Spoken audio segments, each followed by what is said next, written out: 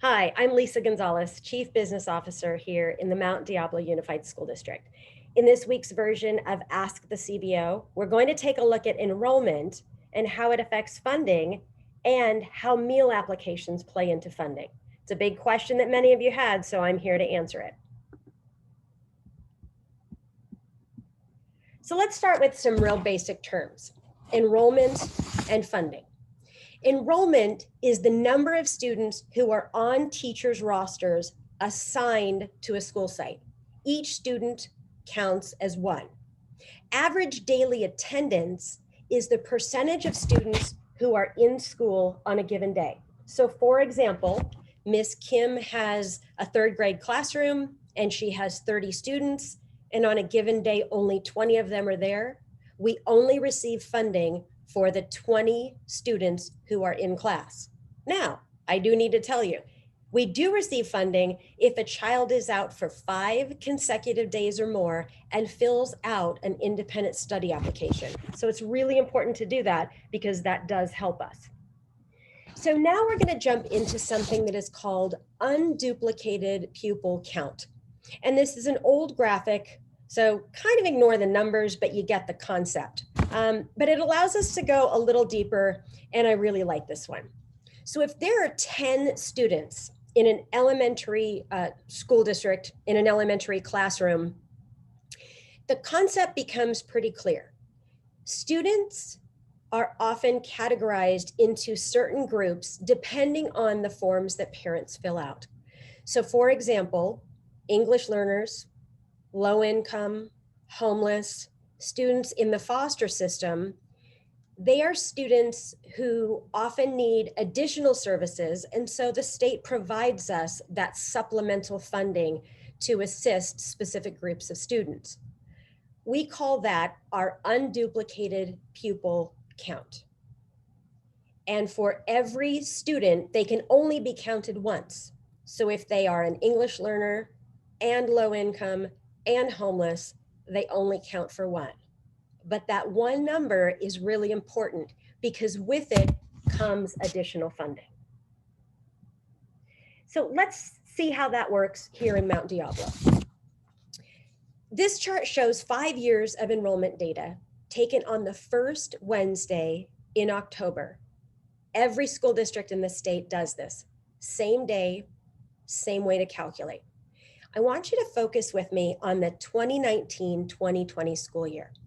Last year, on that day, we had 30,724 students. Now, remember how I mentioned that funding happens only on the days that students are in school, unless they're on independent study. So the third column has the attendance. In 1920, it meant that of the 30,724 students, on any given day, only 94.8% of them were there, which means the state gives us a calculation, and for this school year, we are funded on that fourth column for last year. So you take the 30,724, you multiply it by 94.8%, and we ended up with 29,121 students that this school year we get funding for. But you remember the little boys and the little girls that were in the slide before this.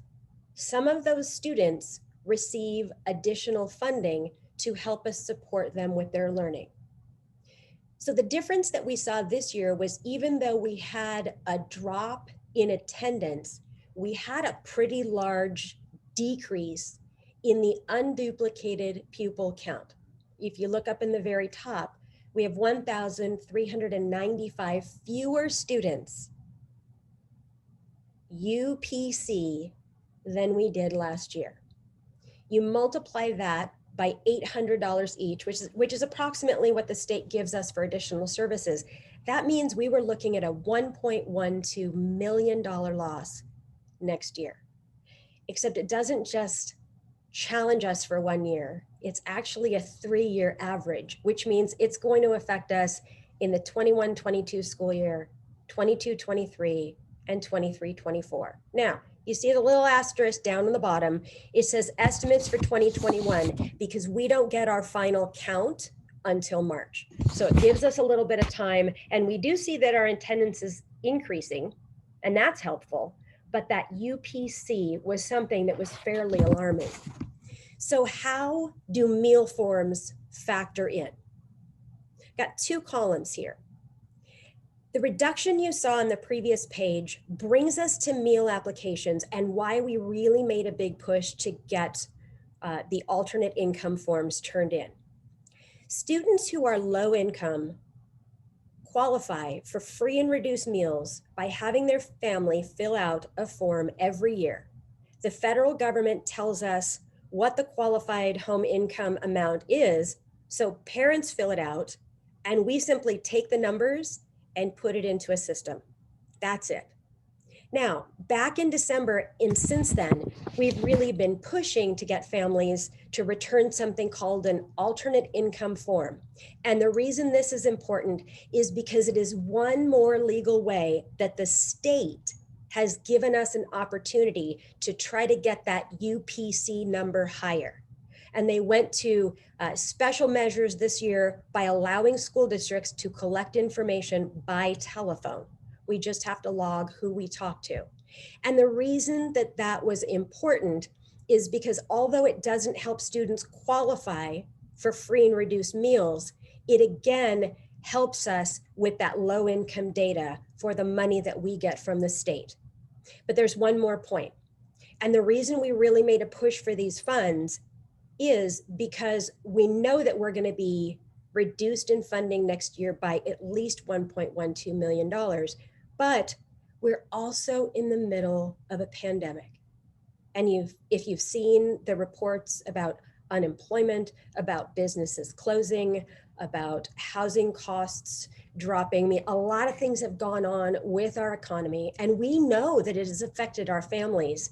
We know that we've got more families struggling, more students who are struggling, and we know that many of them would qualify.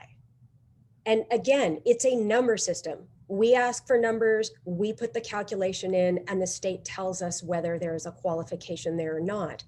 So ideally, what would have happened with the economy the way that it is that more students would have turned in applications and qualified.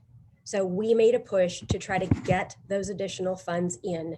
We're continuing to do this, but it is certainly going to help us not 1 year, not 2 years, but 3 consecutive years. So I hope that that's answered a question. I know that you've often asked your principals about this, and we hope that this has been an opportunity to clarify it a little more. Do you have a question? If so, ¿tienen alguna pregunta? Please go ahead and send me an email to cbo@mdusd.org. And next week, I will come back and cover another topic. Hope that you all have a really great weekend. Thank you.